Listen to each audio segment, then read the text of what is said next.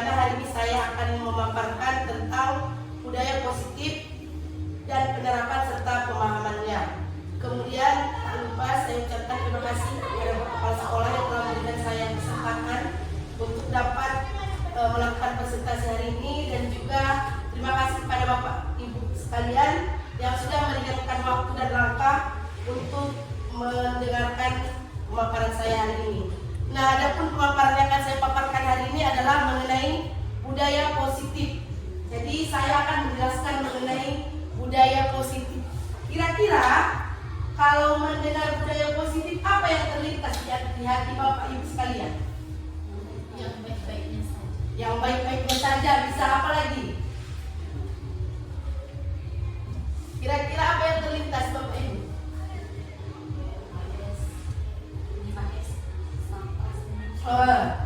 5S bisa ya. Oke, jadi kalau dikatakan positif seperti kata-katanya berarti yang baik ya. Nah, di sini saya buat budaya positif itu merupakan perwujudan dari nilai-nilai atau keyakinan universal yang diterapkan di sekolah. Budaya positif itu harus diawali dari perubahan paradigma tentang teori kontrol. Jadi di sini apa itu teori kontrol akan saya jelaskan satu persatu. Nah, di sini saya buat bagannya konsep inti budaya positif itu dimulai yang pertama dari perubahan paradigma belajar, disiplin positif, nilai-nilai kebajikan, kemudian kebutuhan dasar manusia, motivasi perilaku manusia, posisi kontrol kita sebagai guru, keyakinan kelas, dan segitiga restitusi. Inilah yang akan dijalankan untuk terjadinya budaya positif. Kita masuk ke pembelajaran paradigma baru. Jadi apa yang maksudnya pembelajaran paradigma baru?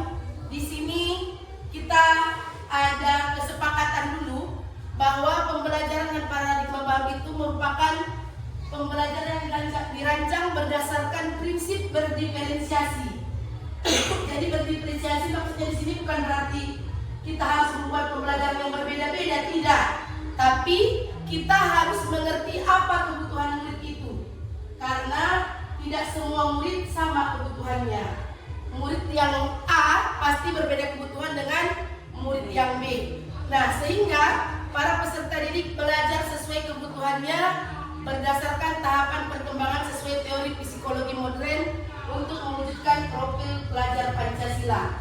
Jadi ini merupakan filosofi dari Ki Hajar Dewantara bahwa kita sebagai guru itu harus mengajar berdasarkan kodrat alam dan juga kodrat zaman anak.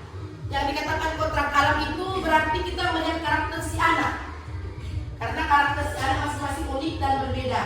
Kemudian kodrat zaman berarti bagaimana zaman sekarang. Tidak bisa disamakan seperti waktu zaman kita belajar dulu.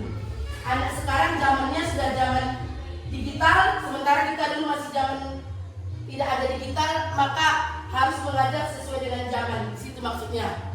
Kemudian profil pelajar Pancasila itu ada 5 dimensi. Yang pertama beriman, bertakwa kepada Tuhan Yang Maha Esa dan berakhlak mulia. Kemudian berkebinekaan global, bergotong royong, kreatif, bernalar kritis, dan mandiri. Ini merupakan profil pelajar Pancasila yang akan diwujudkan melalui kita melaksanakan budaya positif tersebut. Nah, di sini ada miskonsepsi tentang teori kontrol. Kalau dikatakan miskonsepsi berarti ada salah paham ya. Apa salah pahamnya? Yang pertama, kita selama ini selalu berpikir guru itu mengontrol murid. Kita punya hak untuk mengontrol murid. Sementara seharusnya tidak. Kita bukan mengontrol murid. Kemudian yang kedua, ilusi bahwa kritik dan membuat rasa bersalah mampu menguatkan karakter. Ketika kita membuat si anak merasa bersalah, harapan kita karakter anak semakin kuat. Ternyata di sini juga terjadi miskonsepsi. Salah pendapat kita yang seperti itu. Kemudian ilusi bahwa semua penguatan positif, efektif, dan bermanfaat. Dan yang terakhir, ilusi bahwa orang dewasa, berarti kita berhak memaksa. Berarti di sini ada kesalahpahaman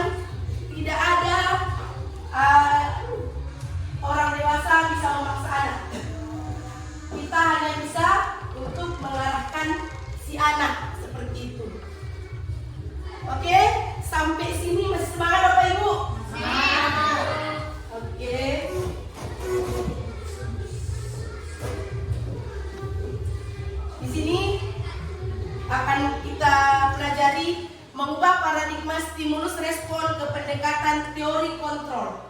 Jadi selama ini kita memakai stimulus respon, itu akan diubah ke teori kontrol. Stimulus respon tentang dunia, di sini realitas kebutuhan kita sama. Jadi kalau di teori kontrol, kebutuhan kita itu tidak sama, berbeda. Yang kedua, semua orang melihat hal yang sama. Jadi kalau di teori kontrol, semua orang memiliki gambaran berbeda. Makanya anak-anak juga tidak bisa dipaksakan sama. Yang ketiga, kita mencoba mengubah agar orang berpandangan sama dengan kita. Jadi kalau kita sudah bilang salah, anak itu harus bilang salah. Sementara di teori kontrol katanya, kita berusaha memahami pandangan orang lain tentang dunia. Tidak bisa menyamakan pendapat. Yang keempat, perilaku buruk dilihat sebagai suatu kesalahan. Kalau di teori kontrol, buruk pun si anak, semua perilaku ada tujuannya. Kemudian, orang lain bisa mengontrol saya. Kalau teori kontrol, hanya Anda, hanya kita yang bisa mengontrol kita. Tidak ada orang lain yang bisa mengontrol kita. Kemudian selanjutnya saya bisa mengontrol orang lain, seperti yang tadi lagi. Hanya kita yang bisa mengontrol kita, jadi kita pun tidak bisa dikontrol oleh orang lain. Kemudian pemaksaan ada pada saat bujukan gagal. Gak mau, awas nanti berdiri. Berarti kan ketika sudah kau bujuk dia tidak mau, maka akan terjadi pemaksaan. Seharusnya kolaborasi dan konsensus menciptakan pilihan-pilihan baru. Ketika kita memberikan pendekatan kepada anak, menjadi terlihat pilihan-pilihan baru. Kemudian model berpikir menang kalah, itu dulu. Sekarang harus model berpikir menang-menang. Bukan berarti kalau dia menuruti kita dia kalah ya. Di mana dia menangnya? Ketika dia bisa bertanggung jawab dengan kesalahannya, berarti dia sudah menang. Jadi menghasilkan menang-menang. Kita masuk yang pertama tadi, disiplin positif. Jadi sudah sama-sama sering mendengar kata disiplin ya. Nah, disiplin itu berasal dari kata disiplina yang artinya belajar.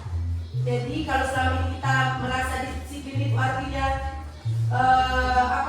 teratur, ternyata disiplin itu berasal dari kata belajar. Disiplin itu artinya belajar, mengacu pada disiplin diri yang memiliki tanggung jawab terhadap apa yang dilakukan berdasarkan nilai-nilai yang diyakini. Disiplin positif merupakan salah satu cara penerapan disiplin yang bertujuan untuk menemukan kesadaran serta memberdayakan peserta didik tanpa penghargaan atau imbalan dan tanpa hukuman. Jadi selama ini kita biasa menggunakan imbalan dan hukuman. Di sini disiplin positif yang akan kita jalankan adalah tidak ada imbalan, tidak ada hukuman. Sebagai pendidik, tujuan kita adalah menciptakan peserta didik yang memiliki disiplin diri sehingga mereka berperilaku mengacu kepada nilai-nilai kebajikan universal dan memiliki motivasi intrinsik dalam perubahan perilaku ke arah yang lebih baik. Jadi maksudnya di sini, di motivasi intrinsik ini timbul kesadaran diri sendiri, tidak lagi dari luar. Sadar untuk dari diri sendiri bahwa dia ingin bertanggung jawab dan menjadi orang yang lebih baik lagi. Nah, merasa disiplin itu artinya teratur. Ternyata disiplin itu berasal dari kata belajar. Disiplin itu artinya belajar, mengacu pada disiplin diri yang memiliki tanggung jawab terhadap apa yang dilakukan berdasarkan nilai-nilai yang diyakini. Disiplin positif merupakan salah satu cara penerapan disiplin yang bertujuan untuk menemukan kesadaran serta memberdayakan peserta didik tanpa penghargaan atau imbalan dan tanpa hukuman. Jadi selama ini kita biasa menggunakan imbalan dan hukuman. Di sini disiplin positif yang akan kita jalankan adalah tidak ada imbalan, tidak ada hukuman. Sebagai pendidik, tujuan kita adalah menciptakan peserta didik yang memiliki disiplin diri sehingga mereka berperilaku mengacu kepada nilai-nilai kebajikan intrinsik dalam perubahan perilaku ke arah yang lebih baik. Jadi maksudnya di sini, di motivasi intrinsik ini timbul kesadaran diri sendiri, tidak lagi dari luar. Sadar untuk dari diri sendiri bahwa dia ingin bertanggung jawab dan menjadi orang yang lebih baik lagi. Nah, karena disiplin positif itu harus berdasarkan nilai-nilai kebajikan yang diyakininya, maka kita harus mencari nilai-nilai kebajikan yang disepakati. Nilai yang disepakati bersama itu harus tidak menyinggung suku bangsa, agama, bahasa, maupun latar belakang. Tidak boleh melihat yang keempat hal tersebut. Contoh nilai kebajikan di suatu institusi atau organisasi ini saya buat di profil belajar Pancasila. Lurus hati, pendengar yang aktif, tidak merendahkan orang lain, dan memberikan yang terbaik dari diri. Inilah contoh nilai-nilai kebajikan yang ada di institusi. Jadi nanti kita juga akan membuat kebajikan apa yang kita rasa bisa kita yakini di sekolah kita ini. Jadi di sini ada kebutuhan dasar manusia. Nah, di sini tadi seperti teori kontrol tadi, setiap manusia itu berbuat ada tujuannya. Kenapa dia berbuat seperti itu? Ada yang namanya tujuan. Makanya timbullah dia kebutuhan dasar manusia. Dia berbuat itu karena ada kebutuhannya. Apa itu kebutuhan dasar? Adalah segala sesuatu yang kita lakukan mendapatkan apa yang kita inginkan. Seluruh tindakan yang kita lakukan memiliki tujuan tertentu, dan semua usaha terbaik yang kita lakukan adalah dalam rangka agar kebutuhan dasar kita terpenuhi dengan baik. Nah, kalau si anak berbuat sesuatu, berarti ada kebutuhannya yang tidak terpenuhi, ingin dipenuhinya. Itulah maksudnya kenapa dipelajari dulu kebutuhan dasar manusia ini. Kebutuhan dasar manusia ini ada 5. Yang pertama, bertahan hidup. Bertahan hidup itu seperti makanan, pakaian, tempat tinggal, keamanan, kesehatan. Jadi terkadang ketika ada anak yang mencuri, kenapa dia mencuri? Bisa jadi dia ingin bertahan hidup. Enggak makan dia tadi dari rumah. Makanya sampai di sini nampaknya duit tergeletak, langsung lapar matanya melihat uang itu. Jadi berarti si anak ada kebutuhan dasarnya yang tidak terpenuhi. Yang kedua, kasih sayang dan rasa diterima. Di sini rasa diterima diperdulikan berbagi kerjasama, menjadi bagian dari kelompok. Bisa jadi si anak tersebut tidak dikasih kasih sayang di rumah, tidak diperhatikan orang tuanya. Ini dulu yang dicari. Apa kebutuhan dia yang tidak dipenuhi. Kemudian yang ketiga, penguasaan. Ternyata dia ingin berkuasa. Apa itu yang termasuk penguasaan? Harga diri, merasa ingin dihargai. Kemudian memimpin, berprestasi, diakui dan didengar. Yang keempat, kebutuhan dasar kebebasan. Di sini anak ingin mandiri, ingin memiliki pilihan, ingin mencoba hal baru dan mampu mengendalikan arah dirinya. Yang terakhir, kebutuhan kesenangan. Si anak bisa jadi masih ingin bermain. Jadi tiap hari dia datang mau bermain aja di kelas. Kemudian humor, antusiasme, dan tertawa. Inilah 5 kebutuhan dasar anak yang kemungkinan tidak didapatkannya ketika dia membuat suatu perilaku. Nah, kita masuk ke motivasi perilaku manusia. Jadi motivasi perilaku manusia ini, yang pertama, manusia bisa melakukan sesuatu karena menghindari ketidaknyamanan atau hukuman. Contohnya seperti ini. Saya akan datang tepat waktu karena kalau saya tidak datang nanti saya dihukum. Nah, berarti dia motivasinya menghindari hukuman. Yang kedua, untuk mendapatkan imbalan atau penghargaan. Jadi ini juga dulu sering saya buat. Ternyata tidak efektif ya. Siapa yang datang cepat nanti dapat bintang. Bintangnya bisa diganti dengan jajan. Ternyata tidak efektif juga. Jadi si anak hanya datang karena imbalan atau reward. Yang ketiga, untuk menjadi orang yang diinginkannya, menghargai diri sendiri, dan bergerak dengan nilai-nilai yang mereka percaya. Di sini dia sudah dari dirinya sendiri bahwa dia memang ingin bertanggung jawab, ingin menghargai dirinya dan bergerak sesuai dengan nilai-nilai kebajikan yang tadi sudah disampaikan kepadanya. Kita masuk yang selanjutnya. Jadi cara menangani anak itu ada 3 di sini yang dibuat. Yang pertama, hukuman. Hukuman itu biasanya tidak terencana atau tiba-tiba. Murid tidak tahu apa yang akan terjadi dan tidak dilibatkan. Bersifat satu arah dari gurunya saja, berupa hukuman fisik atau psikis. Kalau dia konsekuensi, terencana, disepakati bersama sesuai aturan, murid dibuat tidak nyaman walaupun bersama. Yang ketiga, guru hanya memonitor murid selalu. Yang ketiga, restitusi. Kalau restitusi, menciptakan kondisi bagi murid untuk memperbaiki kesalahan.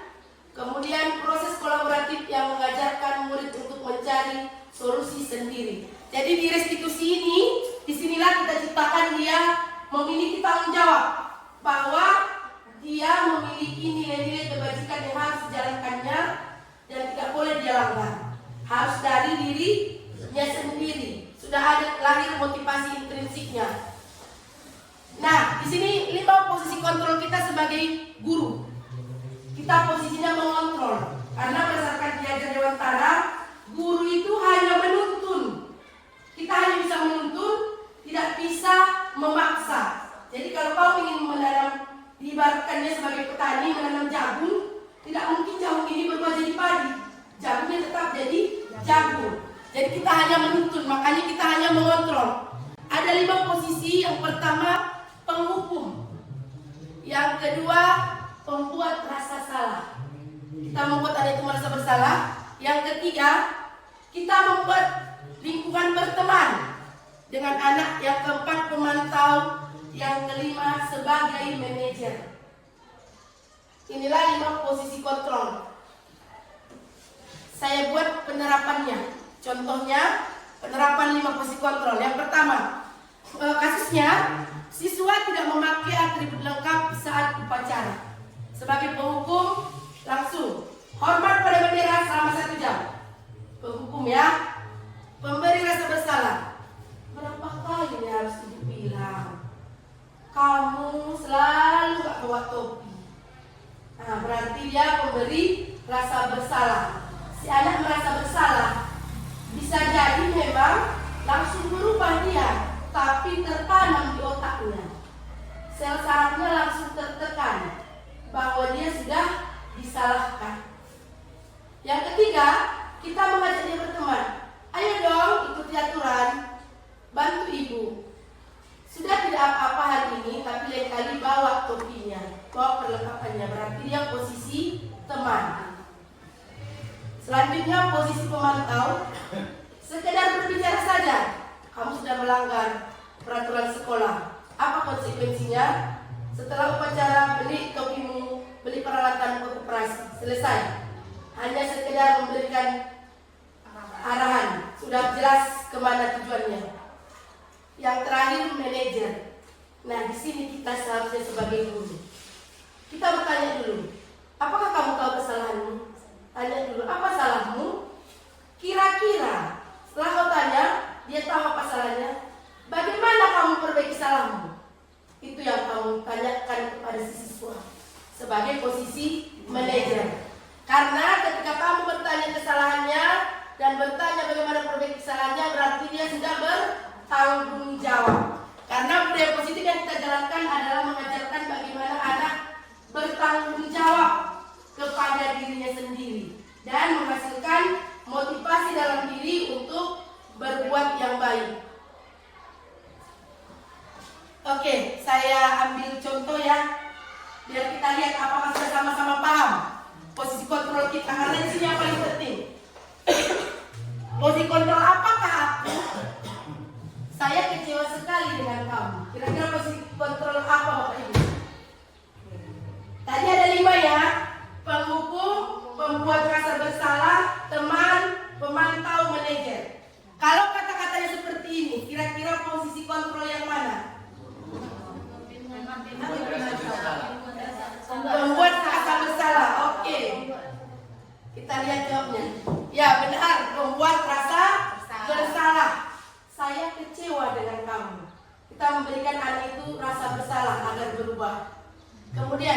selanjutnya. Kamu tidak pernah benar melakukannya. Posisi pertama, penghukum. Kita lihat jawabannya. Benar ya Bapak Ibu? Penghukum, berarti Pak Muda sudah mengerti. Soal selanjutnya.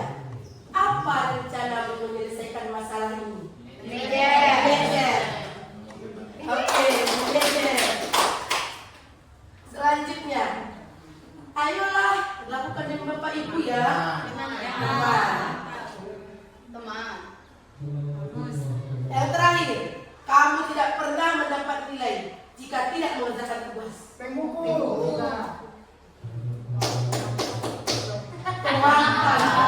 Ada langsung mengatakan konsekuensi. Kalau tidak ada nilai, tidak ada tugas, tidak akan ada nilai. Tak ada tugas, tak ada nilai. Nah, selanjutnya kita ke keyakinan kelas. Jadi selama ini kita tahu apa? Peraturan kelas. Saya juga sudah sempat membuat peraturan kelas. Ternyata katanya tidak peraturan. Mengapa keyakinan? Mengapa bukan peraturan? Jadi selama ini kita memakai peraturan ya, ternyata berubah. Tidak peraturan, harus keyakinan. Kira-kira kenapa? Karena kalau peraturan berasal dari guru. Oke. Berasal dari guru, ada lagi. Lebih cenderung. Kan cenderung ciptakan kalimat. Aku mungkin kalau kayak orang itu. Halo. Kalau keyakinan. Sudah ada kesepakatannya sebenarnya dia positif dia juga baik. Iya, keyakinan itu dia harus menghasilkan kata-kata yang positif, dan kalau keyakinan lahirnya dari diri. Kalau peraturan biasanya, kalau kesepakatan kelas biasanya tidak lahir dari diri si anak. Jadi kita membentuk keyakinan kelas itu karena dia bersifat abstrak, harapannya bersifat abstrak, tidak langsung dia. Biasanya kan memakai atribut tidak menghargai teman. Kalau menghargai teman berarti tidak boleh bertengkar. Jadi di situ perbedaannya. Kemudian berupa pernyataan universal, berlaku untuk semua, tidak hanya berlaku untuk di sekolah. Makanya tadi dia kata-katanya kan tidak boleh bertengkar di kelas, berarti hanya di kelas. Kalau saling menghargai antar sama teman, berarti dia sudah universal, berlaku untuk semua. Kemudian dibuat dalam pernyataan positif, tak boleh lagi ada kata-kata tidak, jangan, tidak boleh lagi. Keyakinan kelas itu harus memakai kata-kata yang positif. Jadi ketika tidak boleh bertengkar, gantilah dengan menghargai sesama teman. Tidak boleh datang terlambat, gantilah dengan datang tepat waktu. Tidak boleh buang sampah, gantilah dengan menjaga kebersihan. Dia sifatnya abstrak. Kalau menjaga kebersihan kan berarti bukan hanya buang sampah, tapi juga tidak boleh mencoret, itu sudah menjaga kebersihan. Kemudian kata-katanya sedikit saja, jangan panjang-panjang. Saya juga kuat kalau kesepakatan kelas saya itu tinggi, panjang-panjang kata-katanya. Harus sedikit saja. Kenapa? Agar mudah diingat. Kemudian sesuai dengan kondisi kelas atau sekolah sehingga mudah diterapkan. Yang terakhir, semua warga sekolah atau warga kelas dilibatkan saat membuat keyakinan kelas. Tetap melibatkan mereka dan nanti ada penandatangan. Kalau kesepakatan kelas kan tidak ada penandatangan. Kalau di sini nanti di keyakinan kelas anak-anak menandatangani. Berarti dia sudah sadar dalam dirinya bagaimana dia harus bersikap dan berbuat. Nah, di sini yang terakhir segitiga restitusi. Jadi segitiga restitusi itu suatu proses dialog yang dijalankan oleh guru agar dapat menghasilkan murid yang mandiri dan bertanggung jawab. Jadi kalau ada murid yang bermasalah, yang pertama kalau kita melaksanakan dengan menggunakan segitiga restitusi ada 3 jalan, 3 langkah. Yang pertama, tanya dulu, menstabilkan identitasnya. Setiap orang pasti pernah melakukan kesalahan. Kita menstabilkan identitasnya agar dia tidak merasa gagal. Jadi jangan langsung kok. Tidak boleh seperti itu ternyata Bapak Ibu. Jadi yang pertama adalah stabilkan identitas anak. Oh,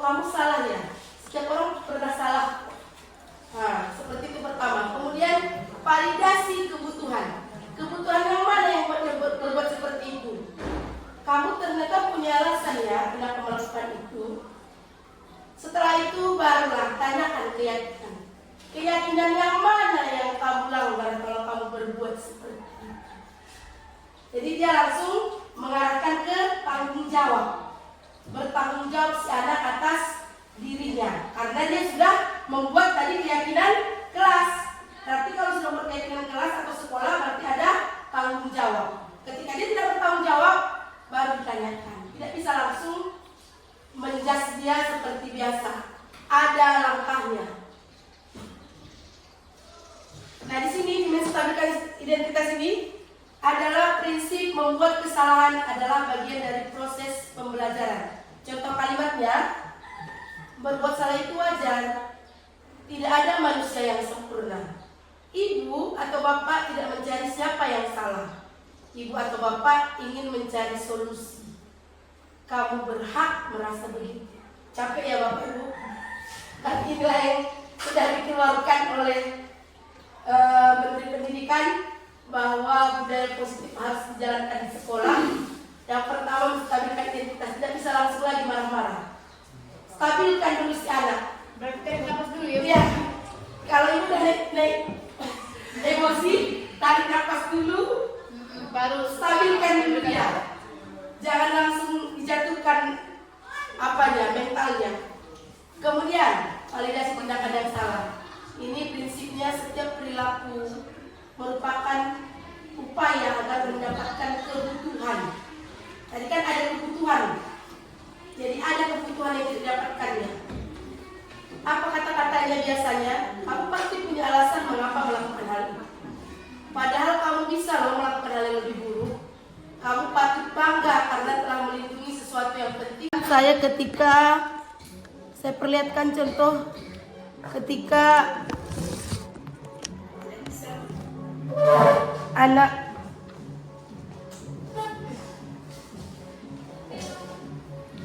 AUX 模式，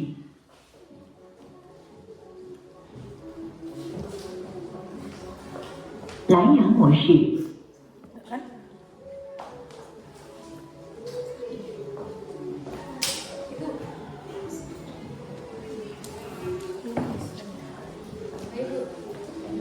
声音模式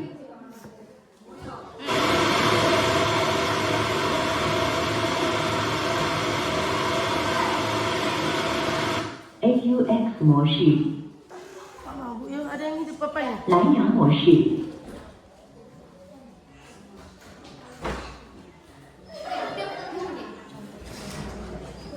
Gak keluar suaranya. keluar dari atas. Fokusnya harus langsung.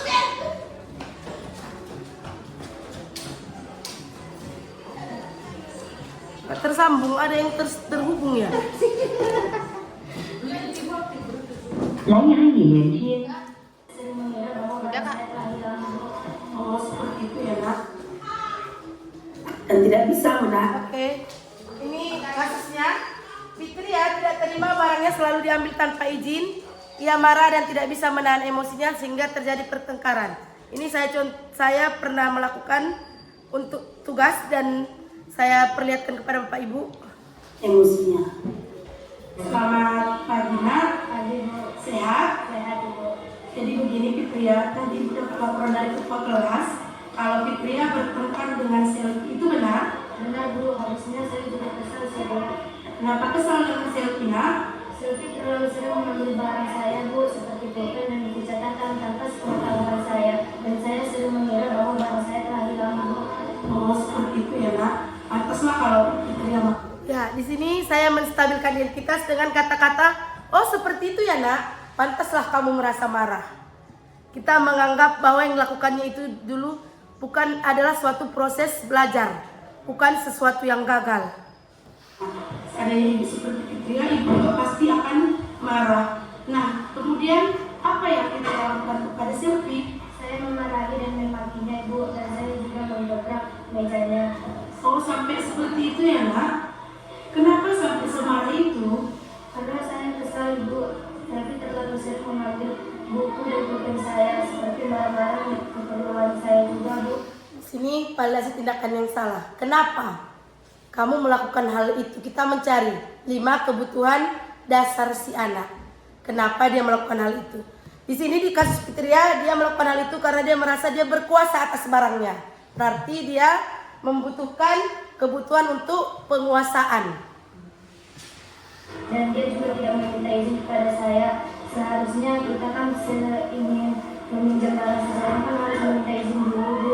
Iya benar, Nak. Ketika kita meminjam barang seseorang, kita harus meminta izin pada pemiliknya.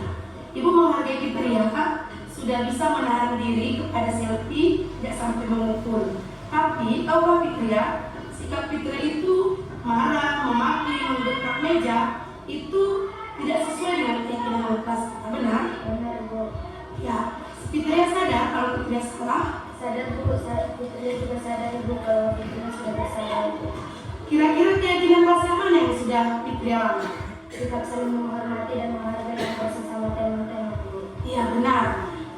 Kita harus saling menghormati dan menghargai. Oke, jadi di akhir kita menanyakan langkah ketiga, keyakinan yang mana yang kamu langgar, Nak? Disinilah kita mengajak dia bertanggung jawab. Setiap perbuatan pasti ada akibatnya. Kenapa kamu berbuat seperti itu? Yang mana yang kamu langgar? Kemudian sama teman. Jadi hal itu menurut Fitria perlu nggak dilakukan menghargai teman? Perlu, Ibu. Ya perlu. Jadi kalau hal itu perlu dilakukan dan kamu tahu bahwa kamu salah, kira-kira apa yang akan kamu lakukan agar kamu bisa memperbaiki kesalahanmu? Lebih kuat lagi untuk mengontrol emosi ketika berperilaku ataupun bermasalah dengan sesama teman yang kelas dan memiliki banyak lagi untuk kesabaran. Iya benar ya. Oke, jadi di akhir kita bertanya lagi, apa yang bisa kau lakukan untuk memperbaikinya? Berarti tetap seperti tadi, budaya positif itu harapannya menghadirkan tanggung jawab dan motivasi intrinsik dari dalam diri anak untuk berbuat sesuai dengan nilai-nilai yang dipercayainya. Karena tadi itu merupakan kepercayaan mereka, keyakinan kelas mereka, berarti ada konsekuensinya kalau dia sudah melakukan kesalahan. Dan bagaimana cara memperbaiki kesalahan tersebut.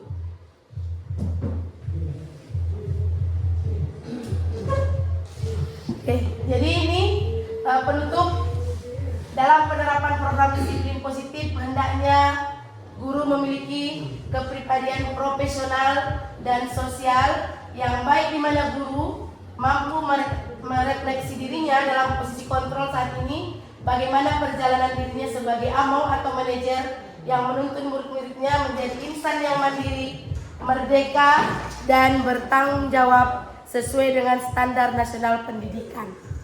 Jadi di sini bukan berarti saya juga sudah mampu, saya juga baru belajar karena baru mendapatkan ini di pendidikan guru penggerak. Biasanya saya juga paling sering penghukum dan pembuat rasa bersalah, tapi setelah belajar ini saya ingin berbagi dengan teman-teman sekalian dan memberikan pemahaman bahwa budaya positif itu harus dilakukan agar si anak bertanggung jawab dan memiliki motivasi intrinsik dari dirinya untuk menjalankan sesuai dengan keyakinan nilai-nilai kebajikan yang dipercayanya. Akhir kata saya tutup. Saya sudahi dengan salam. Assalamualaikum warahmatullahi wabarakatuh.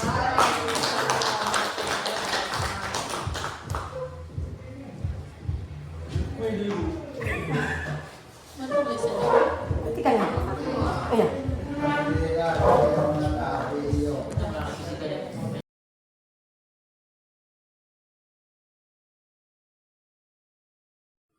Oke, assalamualaikum warahmatullahi wabarakatuh.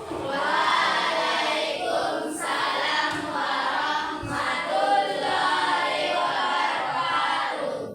Gimana kabarnya hari ini? Baik, Ibu. Oke, jadi hari ini kita akan melakukan pembentukan yang namanya keyakinan kelas. Pernah dengar keyakinan kelas? Pernah nggak kira-kira dengar keyakinan kelas? Belum ya? Belum pernah mendengar keyakinan kelas? Kalau peraturan pernah dengar? Pernah ya, peraturan pernah dengar. Jadi keyakinan kelas ini sama dengan peraturan. Bedanya harapan saya kalau keyakinan ini nanti muncul dari motivasi dirimu. Jadi dari keyakinan ini nanti kalau sudah kita kesepakati bersama-sama, ada keyakinan dari dirimu, motivasi dari dirimu sendiri untuk bertanggung jawab. Kau merasa bertanggung jawab dengan apa yang akan dilakukan. Nah itu makanya dibuat kata-katanya keyakinan. Jadi kalian diharapkan nanti akan meyakini dalam diri, kemudian bertanggung jawab untuk melaksanakan kesepakatan kita yang telah kita buat. Itu yang dimaksud dengan keyakinan. Kemudian kesepakatan kelas pernah dengar? Oke. Kenapa kesepakatan? Kenapa keyakinan bukan kesepakatan? Bedanya di sini nak. Kalau kita pakai keyakinan, nanti kita memakai bahasa positif. Jadi tidak boleh mengatakan yang namanya kata-kata negatif. Yang mana kata-kata negatif? Coba. Yang kotor, ya bisa. Apa lagi kata-kata negatif? Yang jelek. Apa lagi? Yang termasuk kata negatif menurutmu? Apa lagi coba?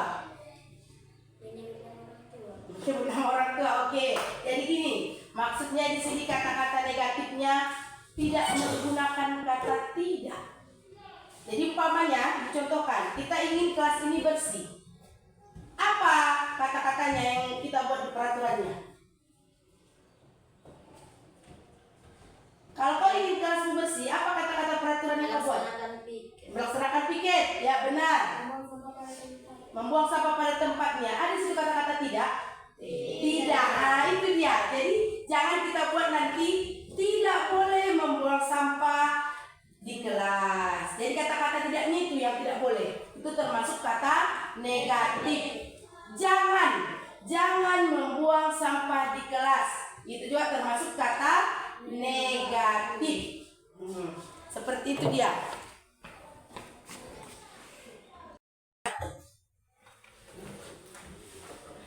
Oke, kemudian tadi Ibu sudah mengatakan tidak boleh memakai kata-kata negatif. Nah, jadi di sini tidak boleh memakai kata-kata negatif. Nanti semua anak-anak Ibu ketika mengungkapkan pendapatmu, apa yang mau kau buat di keyakinan kelas ini, jangan memakai kata tidak, jangan, itu termasuk kata negatif. Contohnya kalau mau kita buat tidak boleh mencuri, apa kita ganti kata-katanya biar menjadi kata positif? Tidak boleh mencuri. Coba. Mencuri itu perbuatan apa? Negatif. Oke. Kalau saya buat menjaga barang teman dan diri sendiri, ada nggak kata-kata negatifnya? Tidak. Berarti bisa ya, tidak boleh mencuri, kita ganti memakai barang milik pribadi, tidak memakai barang milik orang lain kan? Nah, memakai barang pribadi, menjaga barang pribadi agar tidak mencontek. Jujur. Kau ganti menjadi kata-kata jujur. Kalau mau bersih, jangan tidak buang sampah, menjaga kebersihan. Jadi sudah mengerti? Nah, tidak boleh memakai kata negatif. Itu yang mau kita buat. Tidak boleh menggunakan kata negatif. Nah, saya bagikan kertasnya. Setiap orang menulis satu orang. Apa keyakinan kelas yang menurutmu bisa kita masukkan ke keyakinan kelas kita? Ngerti kan? Saya bagikan kertasnya satu orang. Jadi satu orang menulis satu kalimat. Dan kalimatnya tidak boleh panjang-panjang. Biar apa? Biar mudah dihafal, mudah diingat, ya. Oke? Buat satu peraturan menurutmu di kelas ini, tidak memakai kata negatif dan tidak boleh panjang-panjang, tidak boleh mengikat ke suku, bangsa, agama orang lain. Ngerti ya? Oke, saya bagi ya. Satu orang satu saja. Tidak usah lebih dari satu.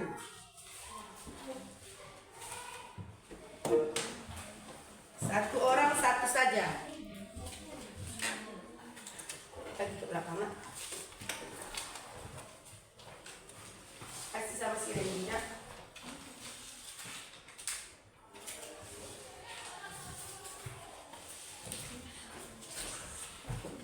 Silakan diisi. Apa menurutmu peraturan kelas yang akan kita buat di keyakinan kelas kita ini dan tidak menggunakan kata-kata yang negatif.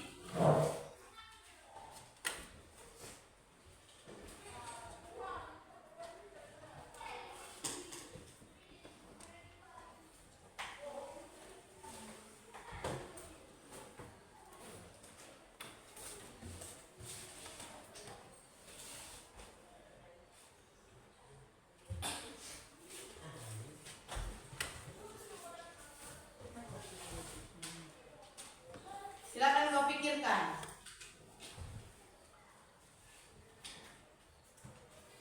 Jangan pakai kata negatif ya, jangan pakai tidak, jangan.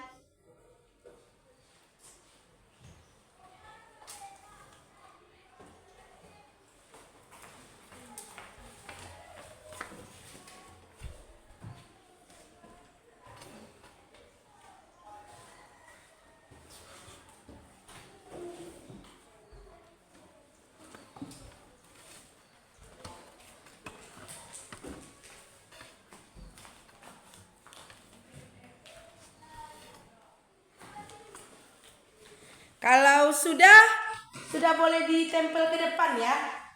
Silakan tempel ke papan yang sudah Ibu buat.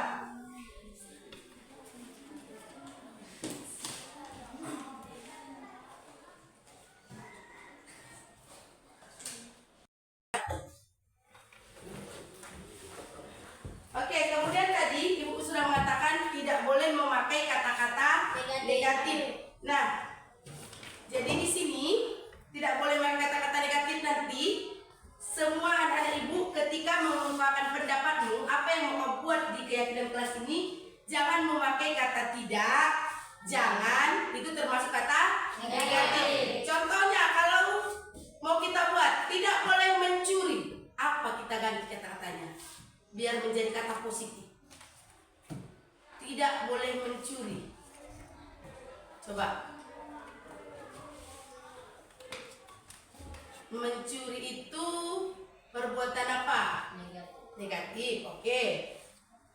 Kalau saya buat menjaga barang teman dan diri sendiri, ada nggak kata-kata negatifnya? Tidak. Berarti bisa ya, tidak boleh mencuri, kita ganti memakai barang milik pribadi, tidak memakai barang milik orang lain kan?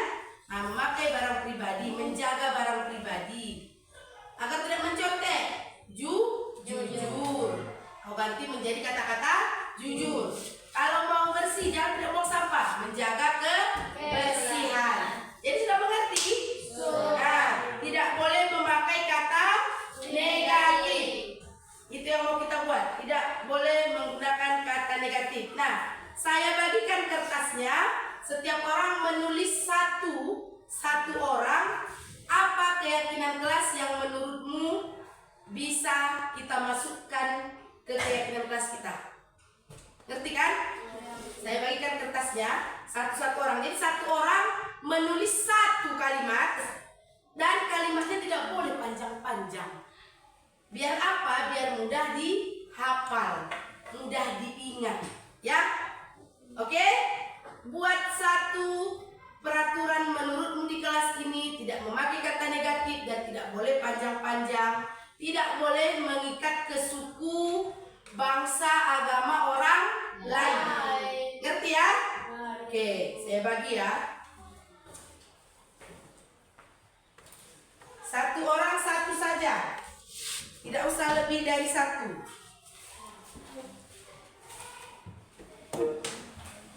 Satu orang satu saja.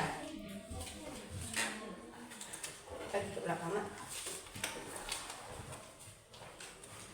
Kasih sama si Renia.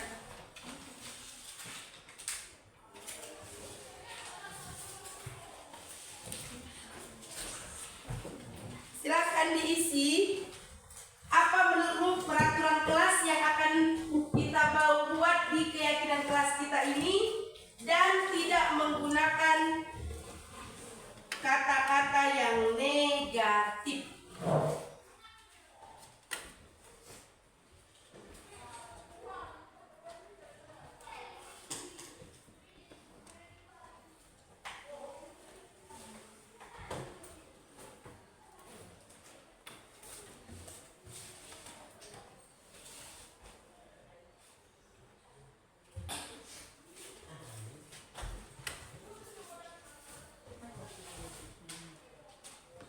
Silakan kau pikirkan.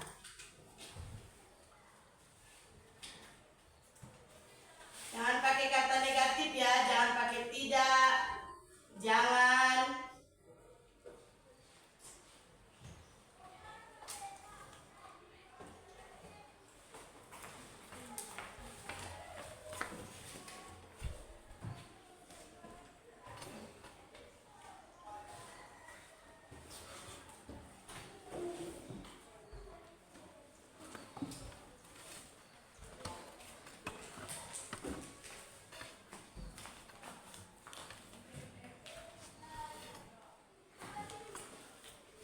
Kalau sudah boleh ditempel ke depan ya.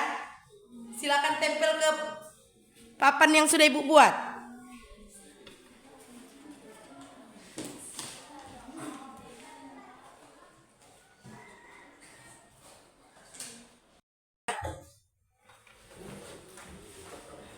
Oke, kemudian tadi Ibu sudah mengatakan tidak boleh memakai kata-kata negatif. Nah, jadi di sini tidak boleh memakai kata-kata negatif. Nanti semua anak-anak Ibu ketika mengungkapkan pendapatmu, apa yang mau kau buat di keyakinan kelas ini, jangan memakai kata tidak, jangan, itu termasuk kata negatif. Contohnya kalau mau kita buat tidak boleh mencuri, apa kita ganti kata-katanya biar menjadi kata positif?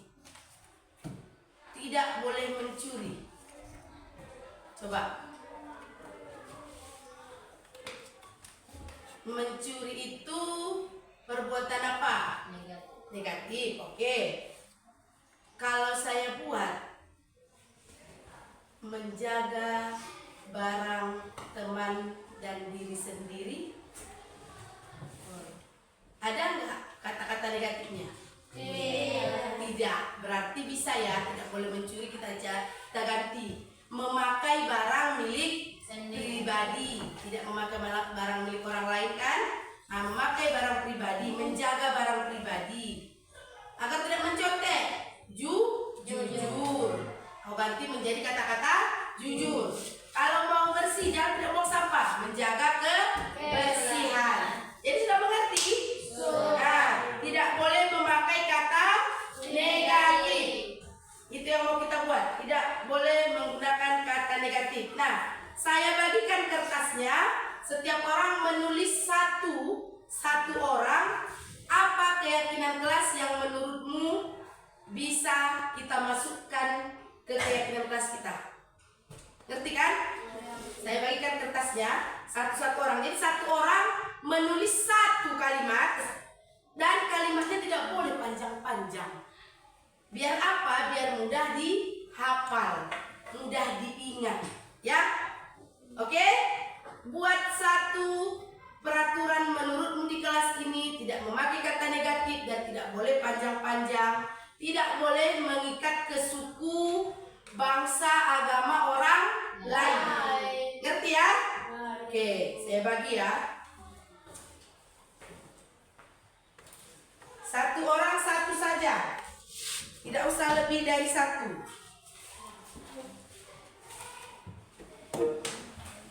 Satu orang satu saja. Kita ke belakang. Kasih sama si Renina.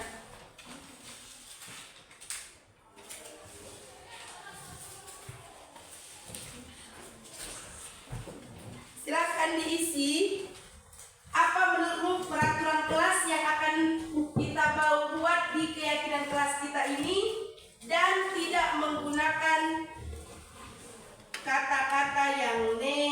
negatif.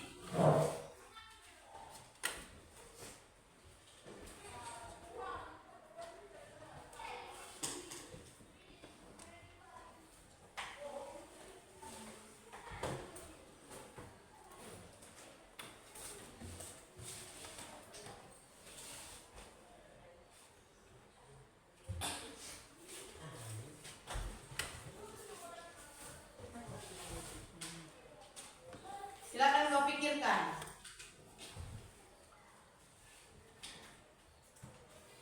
Jangan pakai kata negatif ya, jangan pakai tidak, jangan.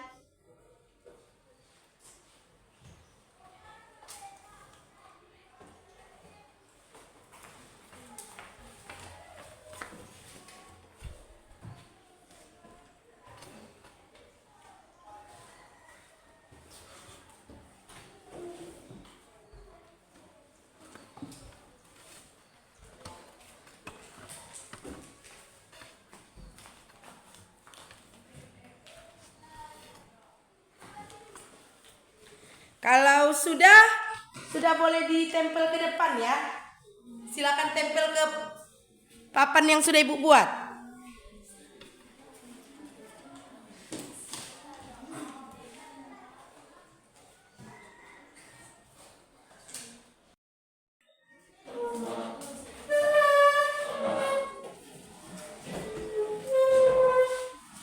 Ya, tempel lah. Ya.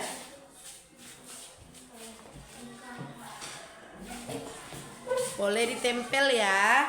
Nanti Ibu tinggal menyaring mana yang mirip atau bagaimana.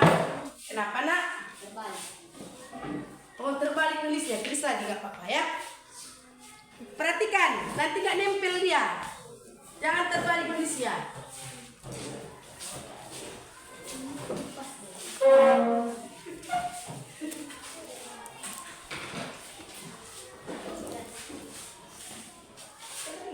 Di bawah aja nak. Kalau nggak muat lagi di atas, tempelkan di bawah. Nanti kita tinggal menyaringnya.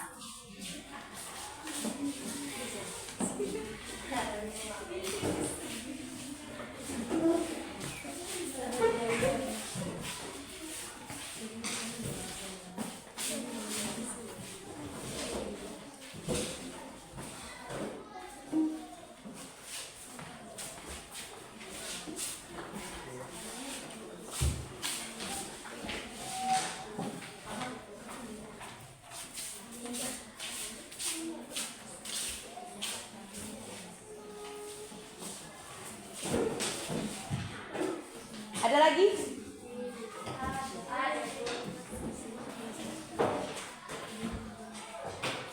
Ayo Randy.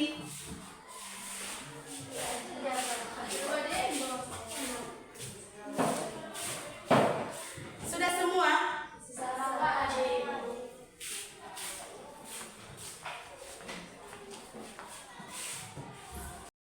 Saya baca ya, satu persatu ya. Biar kita pilih mana yang kita pakai. Selalu mengerjakan PR. Cocok? Cocok. Menjaga keamanan kelas. Dipakai. Membuang sampah pada tempatnya. Dipakai ini. Dilarang. Dilarang nggak boleh ya. Memakai kalimat negatif. Berarti ini kita tidak pakai. Keyakinan kelas nggak boleh pakai kata negatif. Nah, menjaga ketertiban kelas. Sama nggak sama keamanan? Sama. Jadi gimana kita buat? Satu. Kita ambil satu, kita gabungkan, atau salah satu yang kita ambil, atau kita gabungkan kata-katanya. Gabungkan.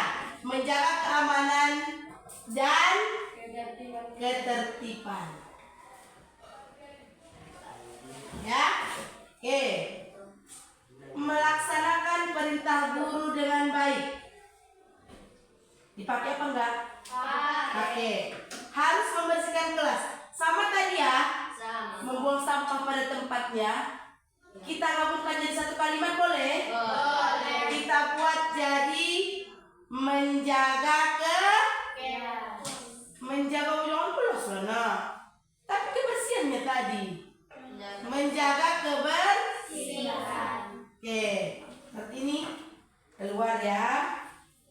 perbaiki lagi. Kemudian jujur dan ikhlas. Pakai. Mengerjakan PR tadi sudah ya. Sudah ya. Yang ada 2 kali saya keluarkan bukan karena nggak dipakai, karena sudah ada mewakili. Hadir tepat waktu ke sekolah. Oke. Harus piket kelas, sama-sama menjaga kebersihan ya. Iya, kita keluarkan lagi. Mengerjakan pekerjaan rumah sudah ya? Sudah, sama tadi. Dilarang membuli teman. Aduh, kenapa memakai kalimat negatif? Membuli teman, kita ganti bahasanya boleh. Jadi, apa kalau tidak membuli? Bagaimana namanya kalau kita menjaga percakapan dengan teman? Jangan tidur nak, tidur bagus. Apa namanya itu? Saling saling menghargai sesama teman. Coba tuliskan. Kita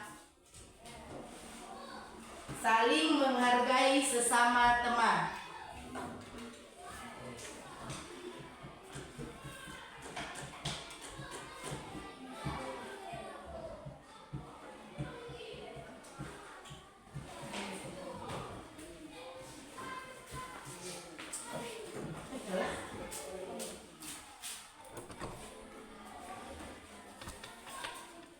Oke, jadi keyakinan kelas kita ini ya. Ada 1, 2, 3, 4, 5, 7 ya.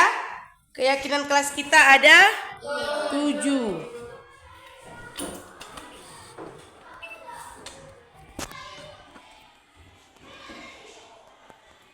Orang ya. Orang yang adil. Sabarkan lampu ya. Mending nih.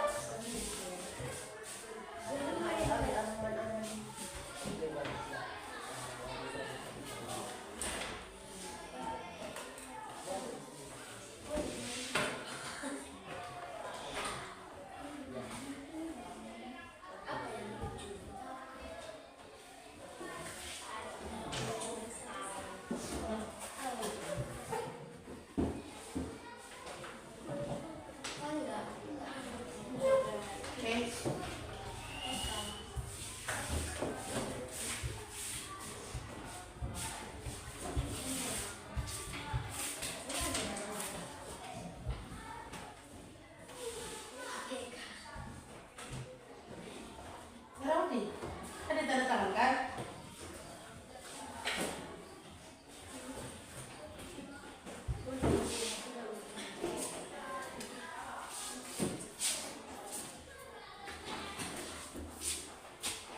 Kasih sepeda dulu.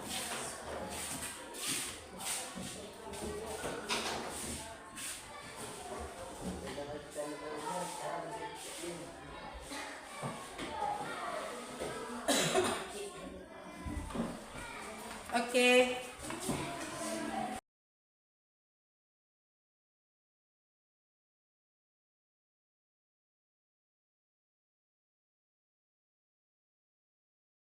Assalamualaikum warahmatullahi wabarakatuh. Perkenalkan, nama saya Masya Siregar dari kelas 8. Assalamualaikum warahmatullahi wabarakatuh. Perkenalkan, nama saya Muhammad Aulia Ar-Rahman Arhab, kelas 8. Assalamualaikum warahmatullahi wabarakatuh. Perkenalkan, nama saya Rustami Situmeng dari kelas 8. Oke. Assalamualaikum warahmatullahi wabarakatuh. Perkenalkan, nama saya Fitri Ardaya Sari Arhab, saya dari kelas 8.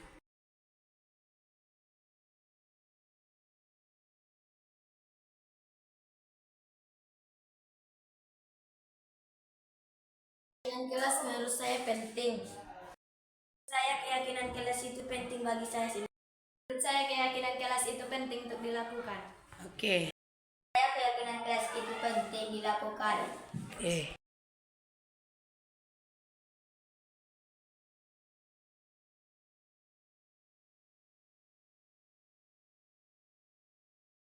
Saya lebih tekun belajar dan disiplin.